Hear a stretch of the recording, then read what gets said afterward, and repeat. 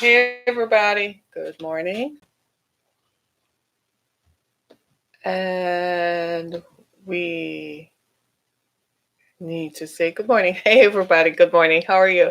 It's Friday the 30th, so I thought I'd creep you out by going silent for just a second, just to see, are you there? Are you really there? Because it's Friday the 13th and all kinds of creepy things are going on.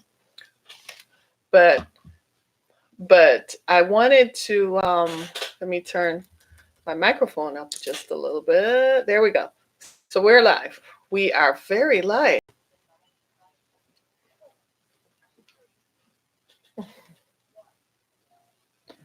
Good morning, everybody. Welcome to Down to Earth with Harriet Kamek. So glad that you joined us this morning on this Friday the 13th edition. Do you realize that it's almost Halloween? My favorite holiday. Like, it's almost Halloween, and I can't believe it. I cannot believe it. I feel incredibly, incredibly blessed to be here to tell you that this is Friday the 13th and that we're almost into Halloween. Oh, whatever. Whatever. So it's Friday the 13th, and my daughter was getting dressed and she borrowed my lipstick. This is my lipstick. See, this is my lip color, right? So she's like, I want a vampy look to look like yours do, Mom. So, needless to say, that is now history because that lipstick is gone. Because typically, when she borrows something, borrow means I've taken it. And I don't usually see it again. I don't usually get a chance to see it again. One morning, she was hurrying, and apparently this was several months ago, and all of the lip glosses and lipsticks that I had been missing for more than a year, she actually apparently dumped her makeup back and I found them all. But they didn't matter at that point because they were all used up. And I was like, dang it, so this is where this went. So she's wearing my lip color. She's probably wearing my jewelry, probably wearing my dress, and she is dinging me. Oh my gosh, I tell you, what's a person to do? It's unbelievable. So it's Friday the 13th, and I thought I'd come to you this morning and bring you some sort of hope, right? And to talk a little bit as we go through this weekend. I know we're developing some trepidation surrounding going through weekends because we had a tumultuous summer. I mean, our summer was defined by mass shootings. I mean, summer is typically a time when we sit back and drop everything and go through summer just so that because it's the time when you can literally do nothing and get away with doing nothing as we prepare for the fall season and winter and so on. But they didn't give us that chance this summer. As soon as we thought that we had it going on, as soon as we thought, we had some sort of control over it, then the mass shooters decided to march out. And they decided that they were going to show us that they're in charge. So now, surrounding the weekends, we're like, okay, so it's a weekend. Okay. So nowadays, everybody's going to a big box store like Monday, Tuesday, Wednesday, Thursday, Friday. No Saturdays involved. So the big box stores are all issuing statements saying, please do not bring your weapons into our stores. No, it's open carry, but we would appreciate if you don't. Instead of saying, look, if you bring this up in here, I'm going to call the cops and have you escorted out. That would have been my approach because I think that's most effective. But we're taking this stand that we do not, as a community, want to violate the rules of the community. Part of the problem with our society today is because there's no one in charge, right? The perception is that there's no one in charge. There's nobody standing up and saying, look, this is wrong, and it's wrong every day, all day. There's a guy down in Texas, I'm beginning to like him, Beto O'Rourke. I like how he just says it. It is what it is. You know what I mean? I'm beginning to, and I'm like, that's what we need to do. That's why sometimes I don't mind listening to Donald Trump because he'll just tell you. I mean, he's off the cuff more often than not. I don't know that there's a lot of thought that goes into what he says, but sometimes he's just like, look, somebody has to call it. In today's world, everything is so politically correct, and we don't want to violate the rules of the community because we offend everyone. Look, it is life. And people are going to take offense even when there is no offense. That's just the truth. We can't walk around on eggshells and violate the safety of everyone else because we don't want to offend one person. It's crazy. Do you see what I mean? You're walking into a big box store with a gun. Somebody needs to tell you, look, you're making everyone else in here feel unsafe. Take yourself out, put your gun in your car. If you want to feel powerful, drive around with your gun in your car, but don't come in here with a gun because you make everyone else feel unsafe. But no, one person, we don't want to violate the rules of the community. This political correctness is crazy. And it is so out of line. My God, it's we need to grow up. Most of us, we need to grow up. There's some growing left to do. We need to be able to have a handle on what is causing the violence in the society. And whilst the violence comes from lack of severe gun control measures, because that's what it takes to keep people safe, we need more austere gun control measures because, after all, we are going to violate the rules of the community by the social rules of engagement that says we don't want to offend anyone. I am sorry, you're going to be offended anyway, but you can't walk around with your gun. You, one person walking around with your gun, is okay, and the rest of us are not feeling safe. Do you see what I'm saying? So, with that in mind, with that in mind, looks like I have a mustache on. I don't. I don't know why it looks like that. It's the camera. But with that in mind, I wanna talk about what I want to talk about today. So it's Fearless Friday, and I want us to enter into this weekend fearlessly, not in anticipation of anything going wrong, knowing that, yeah, they might pull something, but we're not going to face that. We're not going to live in that fear, because what if it doesn't happen? Right? There is nothing to fear but fear itself. We can't live in fear because fear is dangerous. Fear is anti progressive, right? When you live in fear, you tend to view everything else through a different spectrum. And we have to, when you think of the rules of the community, if people really want to go there and talk about the rules of the community and how everyone else feels safe, there are people for whom an active, hovering spirit of fear that hovers over everyone actually pushes some people into anxiety and depression. So while you're looking at one little guy whom you don't want to offend, right? Because that one little guy is someone whom you want to protect his rights. At the same time, you're causing a whole lot of other people to live in fear. Think about that the next time some of these folks get so politicized and so politically correct that they seem to be off the rails in saying, oh, we don't want to hurt anyone's feelings. We don't want to offend anybody's feelings because everybody has a right, and everybody this and everybody that. Yeah, but what about the people who live in so much fear that they end up living in depression, right? Let me see what somebody is over here. I feel safe when I see someone carrying a gun in a store like Walmart. Raven Bishop, I don't think you fear leftist liberal Democrats.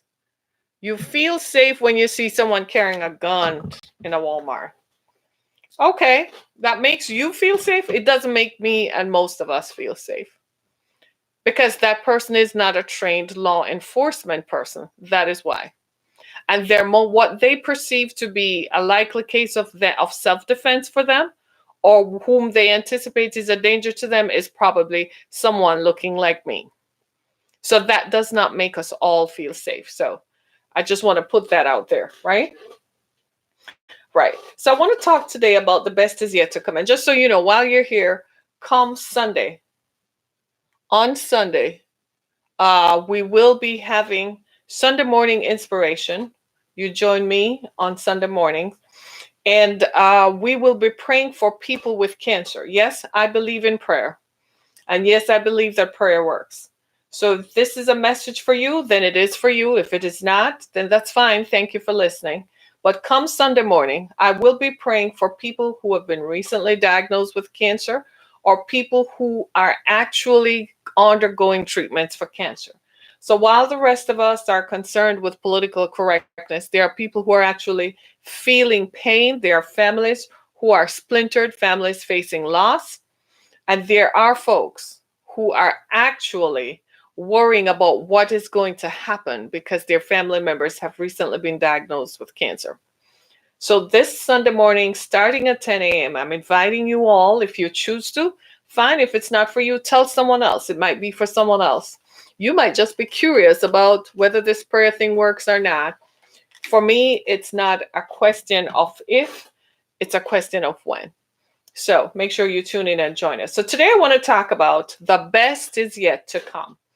I want to leave this Friday, leaving you with a message of hope, with a story on hope, so that as we go through the weekend, we're not caught up and we're not worried about the events of our time. We're not worried about what could happen, what might not happen. We're not going to speculate on the dangers seen and unseen. What we're going to think about and focus on is the good that can happen, right? So, so you're asking me if some women carry guns to feel safe? Yes, some women carry guns to feel safe, but they're not actively walking into a place where it is displayed to make anyone feel unsafe. And women do carry guns to feel safe. There are women in law enforcement, there are women who are not in law enforcement. If it makes you feel safe, but do not carry your guns. If I see you in Walmart and you're not a member, or Target, or any big box store, or any public space for that matter, and you are not a member of law enforcement and you're walking around with a gun, you do not make me feel safe. And I think that's how most of us feel, because you're not trained to respond to situations of crisis. And the security forces are not about to go train everybody in that, because that's not what is required. And it comes back to, just because it's you feel like it's your right doesn't mean it's the right thing to do. So it is, for me, it is what it is. It's not, I don't want to go into the public and see someone walking around who is not a member of the police or the sheriff or the FBI or other security forces, or even the security guard, for crying out loud. You're not trained to respond to the public. You're not trained to anticipate or to look at people and perceive who is a likely threat. You're just not trained to respond in a moment of crisis. So I'm not going to be comfortable with you walking around with your open carry. No. That's why we have a problem with homicide in this country. So it's how I feel, right? So I want to talk about the best is yet to come. And I feel like this might not be for everyone. Raven, this might not even be a message for you. You may not even like this, right? But this is, and I know you're looking at me like, seriously, right? But seriously, right? But this is a message for someone, that your best is yet to come. I know how life can attack most of us.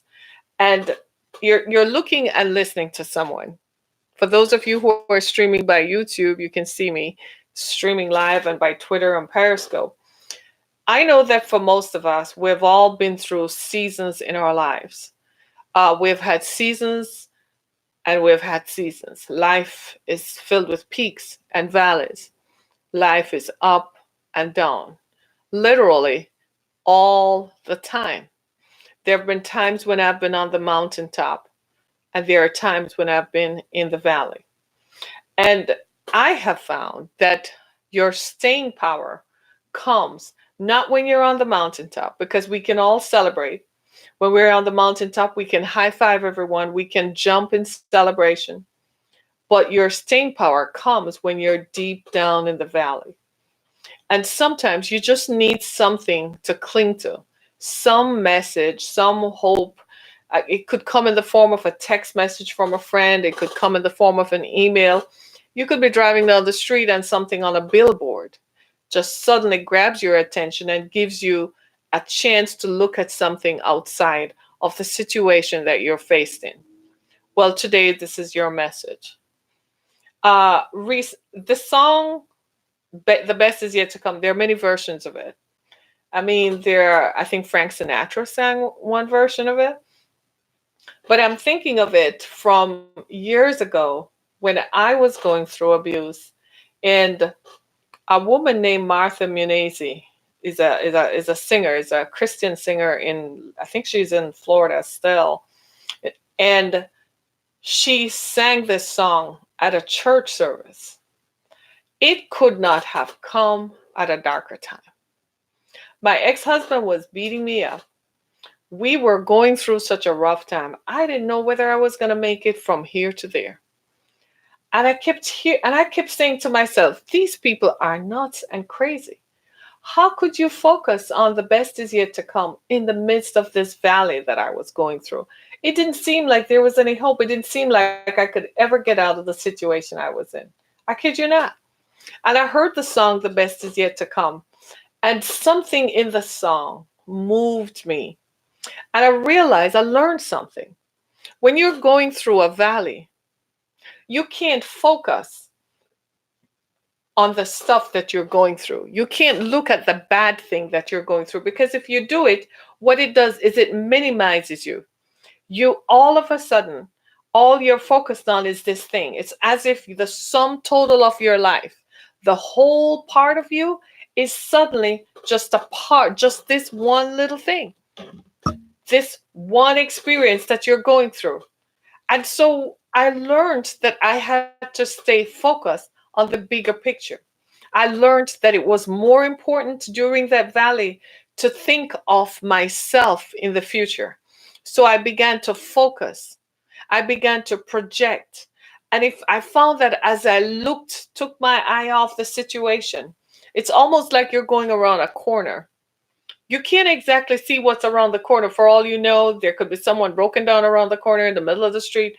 But you feel like if you could just see around the corner, you can make it out of the bend. Well, that's what happens when you're going through a bad situation. If you can just look around the corner, you'll be able to see that there is life at the end of the tunnel. There is a light that you can cling to. I want you to find that light. It's very important that you have a focus and you have a light that you can focus on. This is why I say build yourself up so that when something goes wrong in your life, you have some kind of hope, some kind of message, some kind of foundation to build on. Don't wait for something bad to happen for you to determine what's my good thing, what can I cling to. Have something in the meantime, build it up. This is why I say every day, live your life with purpose. Have something to focus on.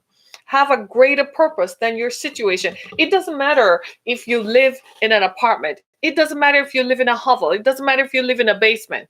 It doesn't matter if you and 10 other members of your family are sharing a one-bedroom apartment or a two-bedroom house. It does not matter. None of that moves me, and it shouldn't move you. What matters is how you finish. What matters is what are you focused on. And if you can find yourself focusing on that part of your life, what you will find is that you will make it, because there is light at the end of the tunnel. And I tell you, every day when you get up and you look in the mirror, you need to remind yourself of that light. You need to remind yourself that there is hope right around the corner. It doesn't matter if the corner in my story took 3 years for me to come out of it, 3 years in which I experienced dark, dark, hopeless situations. It doesn't matter. What matters is that you focus and start looking for a way out of it, even if you have to go through it. There's some things in life. I am not here to pontificate and tell you that life is full of golden clouds and every day is a fluffy cloud and we're all floating on this fluffy cloud out there. That's not life. That's not realistic. And that's not a realistic portrayal. What matters, what is real, and what is true is that we will have moments when we're up and we'll have moments when we're down. And sometimes when you're go down seems to last longer than when you're up. I often say that people tell you, be happy. And happiness is fleeting, it's momentary. It's one time when you feel happy, it's a momentary occasion. But what do you do the rest of time? Do you just sit there and mope around, or do you focus on stuff? It is very important for all of us to live our lives with purpose. It is very important that you are at all times, you have something to look forward to, something that grabs your attention, something that keeps you up at night, something that motivates you to be your best self. Even in the midst of adversity, you might be in college and you have to share a dorm with someone who is perhaps not, in keeping with what you would like to do, but you got to focus on the 4 year degree that you're going to attain and how empowered you will be when you have that 4 year degree. If you have to look at it from that perspective, you might have to live in a small house, save up your money until you can make a down payment on a big house. But you can't, while you're living in the small house, don't give up hope. You have to tell yourself that I'm saving towards the bigger thing.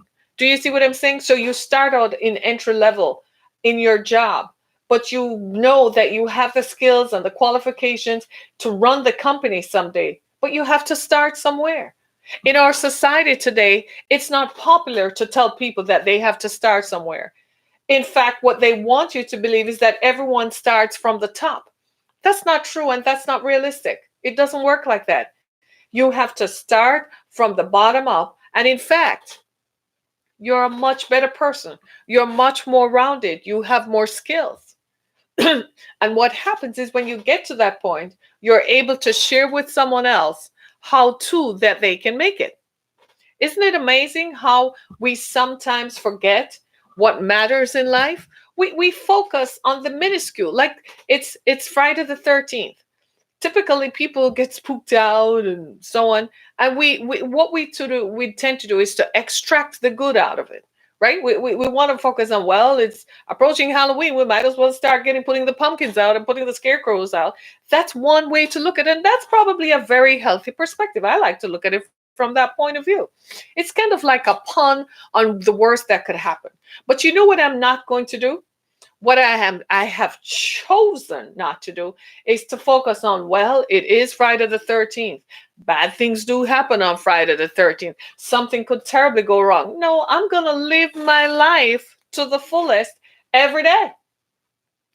And that's how I want you to live. This is why I'm telling you, if you can tell yourself, even in the midst of the worst situation, look, I'm just going to tell it like this. When my marriage was ending, and being married is a good thing. It's good to have a spouse, a partner, especially if someone loves you and the marriage is working well. That's an ideal thing to have, right? But when my marriage was ending, I kid you not, I had to tell myself over and over that the best is yet to come. Whether the best was defined by having a spouse who loved me, haven't had that yet, right? Or whether my best life is yet to come. So even though it looked good what I was in, I mean, I had a nice, home and money in the bank and, that kind of thing, stability, financial and economic stability. But guess what? That was not going to be the sum total of my life. I kept hearing and telling myself the best is yet to come. When everything threatened that stability, I kept telling myself the best is yet to come. When I had to lose it, and turned the keys over to the realtor to sell the house so we could get out from on, so I could run away. I literally ran away from it. I had to tell myself the best is yet to come. When I had to put the kids in the car and drive to a Motel 6 from a house in a three-car garage house in a gated community, I had to tell myself the best is yet to come.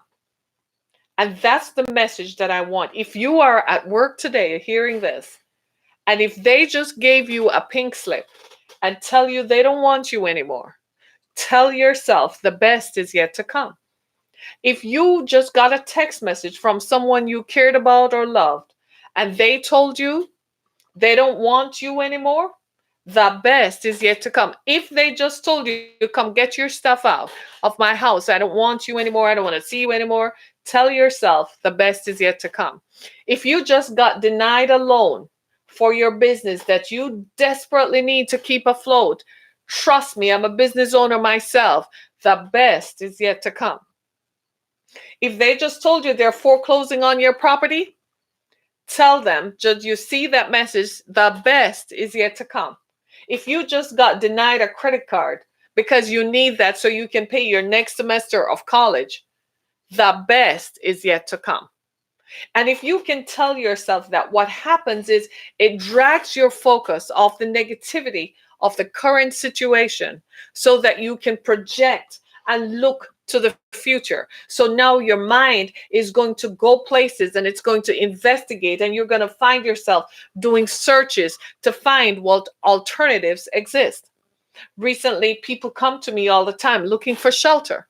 And when I tell them you have to start somewhere, it works for some people and it doesn't work for others. Some people don't want to hear that. Some people want to hear that I have a house and I'm going to move you and I'm going to put you right smack in a house. But that's not how the story ends. For some people, you have to go into the shelter.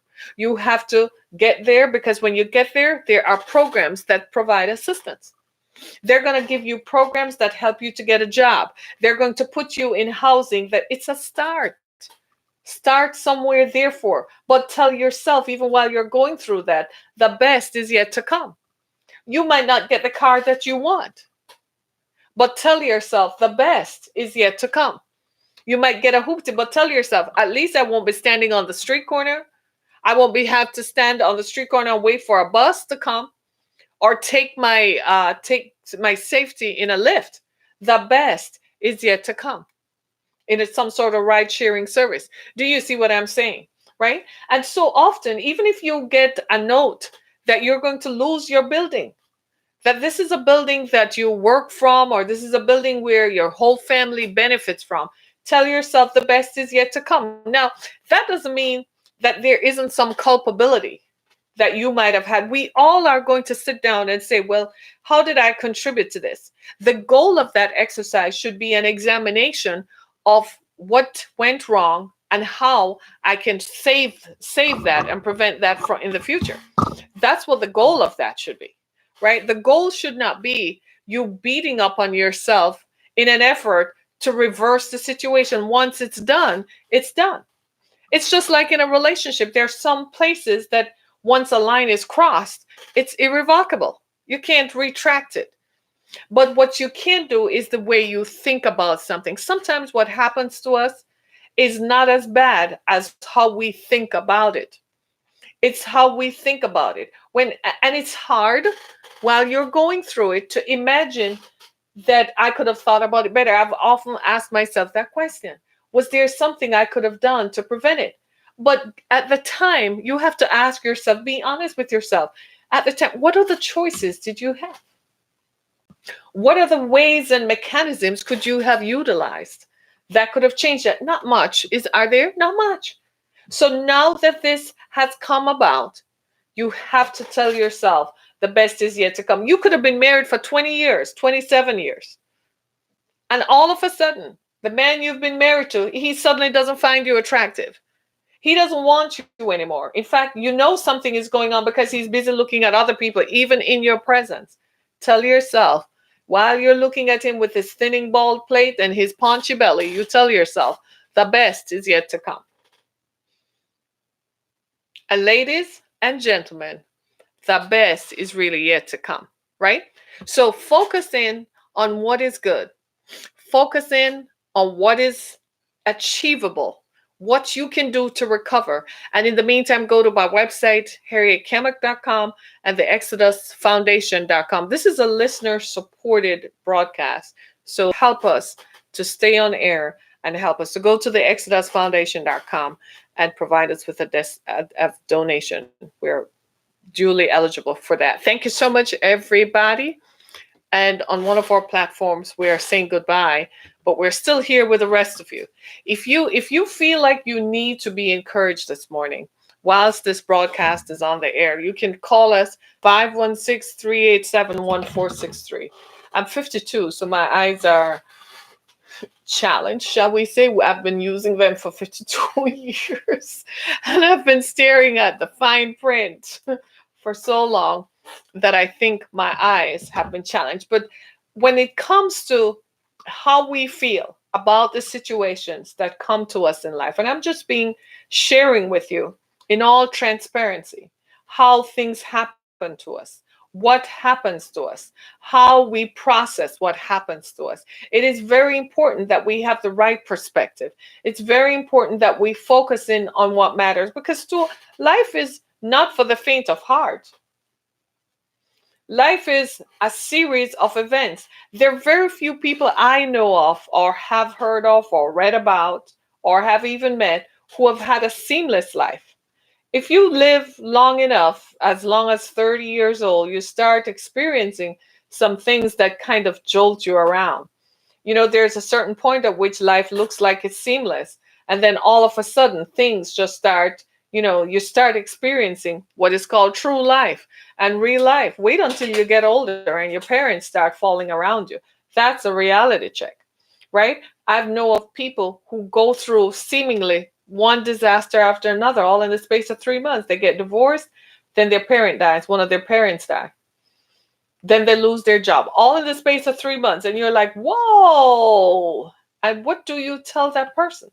The best is yet to come. And they're like, but my parent was my safety net. My dad was my safety net. My mother was my safety net. The best is yet to come. Because what happens is, as we go through life, we really don't focus on some of these things. We really don't sit back and think that these things can happen. My girl Raven is over here uh, asking questions about guns. Uh, Thank you. Thank you for that compliment, right? Raven, right? But do you see what I'm saying? And if you trust my opinion, then you know that I think guns should be in the hands of people who are trained to respond in crisis. That's how I feel. I don't think we should all walk around with things, because I don't think everybody is capable of responding. What people might anticipate and perceive as something else, right? But do you see what I mean? We have to. I just loosened my braids. That's all. I loosened it and colored it. Right? I wanted a darker color because it's fall, and I was like, we need to change, right? So I loosened it and got it straightened and all that kind of stuff, right? But do you see what I'm saying? We've got you. It's very difficult in life. It's life is not easy, and I'm not going to promise you that every day is going to be, you're going to sit down. It's going to be Sunday where you can sit down and watch football all day and have an ice cream, or watch football all day and eat chips and drink beer. No, life is not like that. Life is rarely ever like that. What life is filled with challenges and overcoming stuff. And more often than not, sometimes you have to walk through many valleys before you get to the mountaintop. But you ever notice something about the mountaintop? The mountaintop is a very narrow experience, and it's singular. You know why the mountaintop is narrow? Because you don't stay up there long enough. But what life is filled with are valleys. There are more valleys than there are mountaintops. And we have to build ourselves up so that even when we walk through valleys, it does not intimidate us. The valleys do not overcome us. The valleys do not press us out. You have to live until you get used to it. And then when you get used to it, the valleys won't become valleys. There won't be valleys anymore. You see it coming, it happens. Okay, so what? And you keep it moving. You still have joy in spite of the valleys. You can still go to a ball game. You can still go on a trip, and you don't anticipate. Half the time, sometimes what happens to us is, having been through a series of valleys myself, after a while, you're so traumatized, you're looking for the next one and the next one. No, no, no, no, no, no, no. Don't live like that. Tell yourself every day that the best is yet to come. We've got to get to a place in our minds where we accept that there are some things that could happen. But just because it could happen doesn't mean it will happen. But you can't focus on that. You have strategies for that when that happens. But what is necessary for you is to take care of you and take care of your mind. Invest in your mind, protect yourself. You need that wellspring of wellness in your mind so that when bad things do come, you don't find yourself tripping over yourself and falling down into a whole sea of despair. What happens more often than not is that we use other things to prop us up. People use drugs, right? They use all kinds of alcohol and drugs, and you rely on others, and you rely on stimulants and stimuli from externally. And then sometimes they don't work. Sometimes you can't get home in time, but you have to have a thought process in the wellspring of your mind that you feed and that you take care of. I tell you all, take care of yourselves, perform self care, and take care of yourselves, right? Take care of you. Raven, go take care of yourself. You go take care of you, and you go take care of you. Make sure that you take care of yourself. Provide for yourself. While you're working, don't spend everything you have. Put aside something, it will help you to cope. Put some money aside. And I know many of us today, we work in service jobs, and you're like, Harry, how can I save? You work a service job that pays you $14 an hour. You can barely make enough. They don't give you enough hours for you to save anything. So you're like, how can I save? If you can't, well, tell yourself the best is yet to come. Build your skills so that eventually you can find yourself in a job that you can help to take care of yourself. I have a firm saying, don't live outside of your means. We all want to live gloriously and live on the mountaintop. It's very good. I mean, I myself, look at me. I'm the perfect example, right? But I have to tell myself I live within my means. People have asked me that. I'm like, I'm not going to go pay some big rent to have an address that you approve of. I don't care about that. When I go to my bed at night, I want to pull the cover over my bed and sleep on my down comforter, if you please. You know how many of those I have, right? Pull that pillow up, pull that cover up, and I'm gone to sleep like a babe in the woods, because guess what? I don't have to worry about what? Paying $1,200 a month for rent, paying $1,500 a month for mortgage, just because I want to impress the Joneses, or have a car note that is so exponential that I have to sweat bullets to pay. That's not going to be my lifestyle. That's not me. Do you see what I mean? Sometimes we need to look at some of these experiences that we define. We allow others to make definitions of what our circumstances should be, and we live by their standards. Consequently, when stuff happens, we have no protections. Where are all the friends who used to hang out with you when you were busy charging stuff on your credit card? Now you don't have a job, and they can't call you and invite you over one night to feed you. If you don't have friends like that, my friend, you don't need them. Say goodbye. Let Ben Johnson's be your friend. Let Ben Johnson be your friend. Nothing like having a little something tucked away. You walk taller, feel better. Right? That's a message for someone. Chuck some money away somewhere. Put something away. When adversity comes, you can stand in the midst of adversity. The most important thing to do is to build yourself up, so much so that nothing can destroy your peace of mind. Years ago, I was a member of the Optimist Club. Anybody ever heard of the Optimist Club? The Optimist Creed. Every time you go to a meeting, they say these words: promise yourself to be so strong that nothing can disturb your peace of mind, to talk health and wellness every time you speak. Promise yourself that you're going to take care of you. And taking care of you is also taking care of those that are a part of you. Taking care of you involves taking care of your mental and emotional health.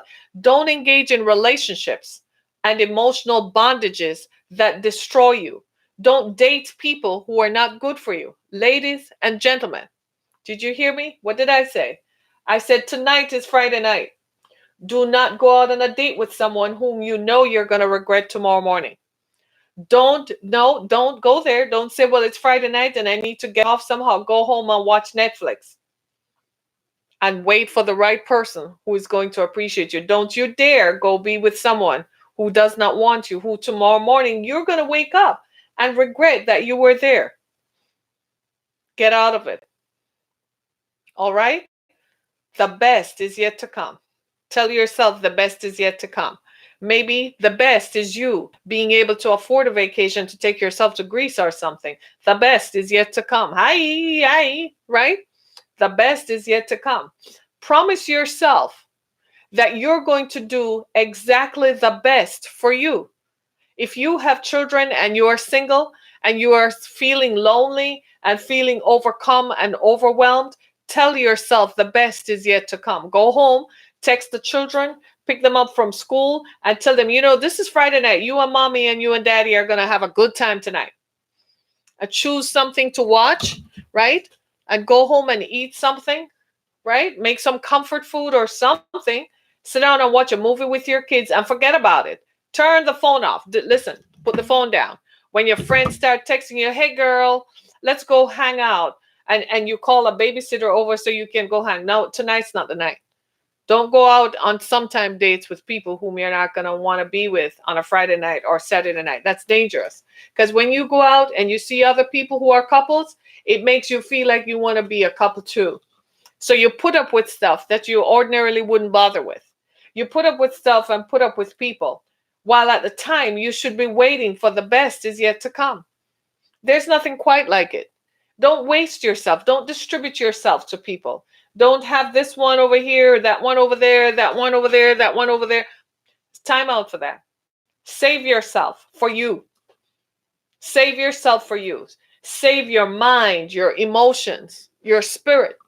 Save yourself for you. You are the best gift. If someone cannot value you as a gift, and if they don't see it, there's nothing you can do to make them see it. You know that, right? You realize that. Because people act on perception. If they perceive you to be valuable to them, then they will treat you as such. But if they don't treat you as if you're valuable, don't waste your time trying to convince them and make them see that. Tell yourself the best is yet to come and keep it moving and leave. So tonight, while you're waiting on that message from booty call number one, who is going to text you, because it seems like they text only when nobody else is available. So they're going through their list of options. You tell them, I'm not your option. Block, so you won't even be tempted. While you're watching some sopsy comedy or sopsy romantic foolishness where people just seem to have sex in bars and foolishness like that, don't even try that one. Go watch an action flick. And you have Netflix. Next time you get paid, go buy yourself some surround sound speakers, put it in your house, and you have a live-in theater experience. And you won't need to go out on a date. You want to go out on a date? Go out on a date with yourself. Take your daughter, your son, your child out on a date, your brother or your sister. Go out on a date with that and be chilled. Go out on a date with your best friend, and that's it. Okay? Don't settle for people. Don't just tell yourself the best is yet to come. And even if you find that you say, but Harriet, I've been doing that for 10 years and it hasn't happened yet. Have you thought that maybe you are your best? Just maybe you are your best. Still tell yourself the best is yet to come. We don't know how the story is going to end yet. The story might end just right in the nick of time, right before you say, right as you say it will never happen. That might just be when the story ends. Still tell yourself the best is yet to come. Still go to the gym and work out. Still live your best life. Still work out. Still save your money. Go traveling. Go see other places. Have you thought about enlarging your territory, expanding your influence, your area of influence?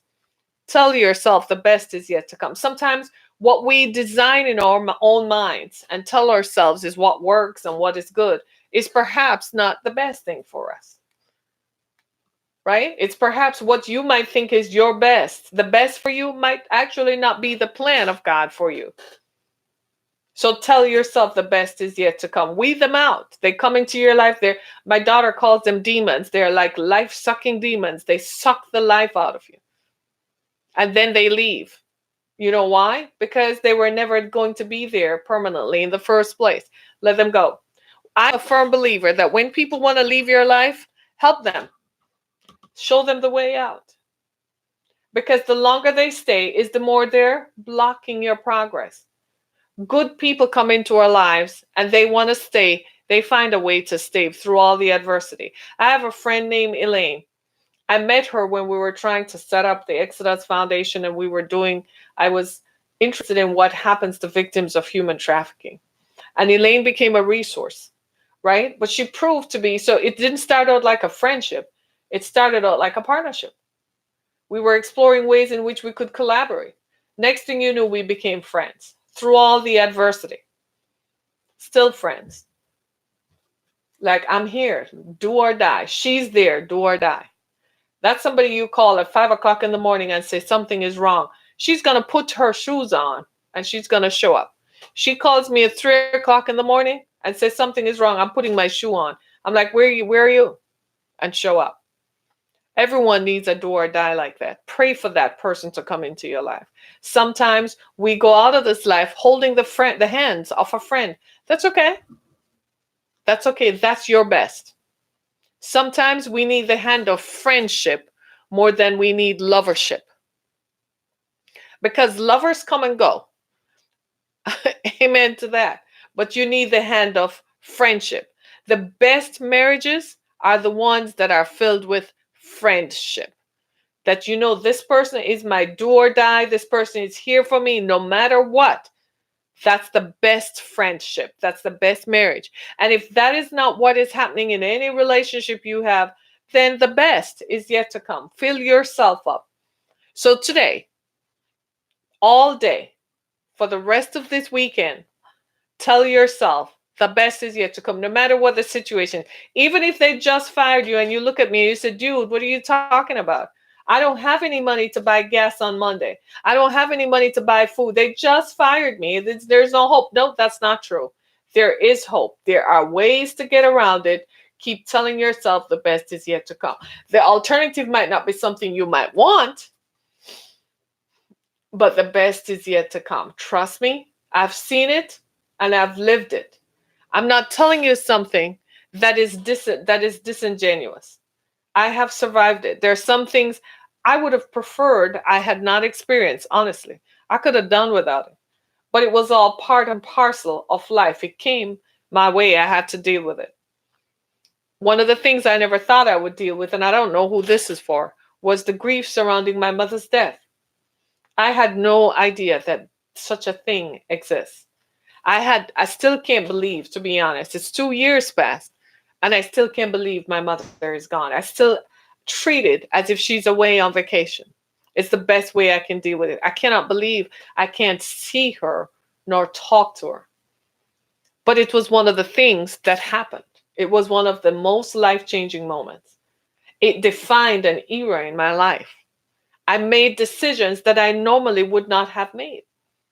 To encourage you today, to tell you that during those darkest, I've described it that the first 45 days were like a fog of grief. From the 24th of June to the 15th of August, it was like a fog. It was like a whole cloud. I was shrouded in a fog. But I kept telling myself, the best is yet to come. And I said, what best? Mom is gone. What do you mean, what's best? The best is yet to come. You might find yourself today, you lost the love of your life. That was the man or woman who made and defined life for you. That was the man or woman for whom you lived, who was your everything. Tell yourself the best is yet to come, because you must get out of it. You must survive. And even if you say, well, I don't want to move, I don't want to go forward, I don't want to move, the best is yet to come. You might be saying goodbye to a house of your dreams, the house that you have lived in for some time. You were happy in that house. You don't want to give it up. But the bank is saying you got to go. Your money is saying you can't afford to live there anymore. The best is yet to come. That was your whole life, your school district. That was where all your friends were. Well, if they were really your friends, they would have helped you, wouldn't they? Wouldn't they? But I'm here to tell you, no matter what season of life you find yourself in, no matter what is going on around you, in you, and through you, the best is yet to come. So today, as I shut this broadcast down, know that The Spirit of the Lord is hovering. For somebody who needs hope today, I want to tell you that there is hope and there is life. And there is meaning to life. Don't quit. Don't give up. It's not over. Just because someone told you it's over doesn't mean it's over. Just because you got a pink slip and they told you it's the final chapter of this, it's the final chapter for your life at that job. But it doesn't mean it's the final chapter of your life. There's always a rewrite. Come on over on Sunday morning when I start telling you about the God of the rewrite. I start telling you how your life can be rewritten. That's what happened with me. That's why I wrote 3 books: Visions, Musings of the Spirit, and Through the Fire. I literally walked through it. I literally dealt with it. I'm still editing after the fire because I can't believe that some of the stuff that happened, I had to live with it. But here I am, peace and joy today, filled with life because I held on to the hope that the best is yet to come.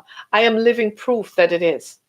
When I was going through the end of my marriage and it seemed dark, people told me the best is yet to come. I listened to songs that said it.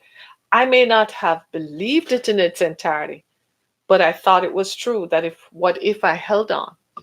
Here I am today. I proved it. That what I thought would have destroyed me did not destroy me. Here I am, standing. The best truly came to pass in my life. This is my best life. I don't know what the future holds. I've done some good things and I've lived some, but for what I went through to where I am now, this is the best. The best. And every day I tell myself, I have to remind myself, you're living it. The best is yet to come. My name is Harriet Kemmick. Go to my website, harrietkemmick.com. You'll find out some more about me. Buy my books. They're available on Amazon. And if you're in the Brighton, Michigan area on the 24th of September at 6 p.m., I will be talking. And you're going to learn really why this girl really believes that the best is yet to come. So make sure you go to my website, harrietkemmick.com, as well as go to the exodusfoundation.com. That's where we provide services to victims of human sex trafficking. Thank you so much. I love you. Have a great weekend. Remember to come back on Sunday morning when we're going to talk about the rewrite. We're going to talk about the rewrite. Be blessed, everybody. Thanks so much. Thanks so much, Raven. You need to come back on Sunday morning. Make sure you join me at 10 a.m., okay? Okay? 10 a.m. Sunday morning, we'll talk about God of the rewrite, all right? The best is yet to come, people. The best is yet to come. Thanks so much.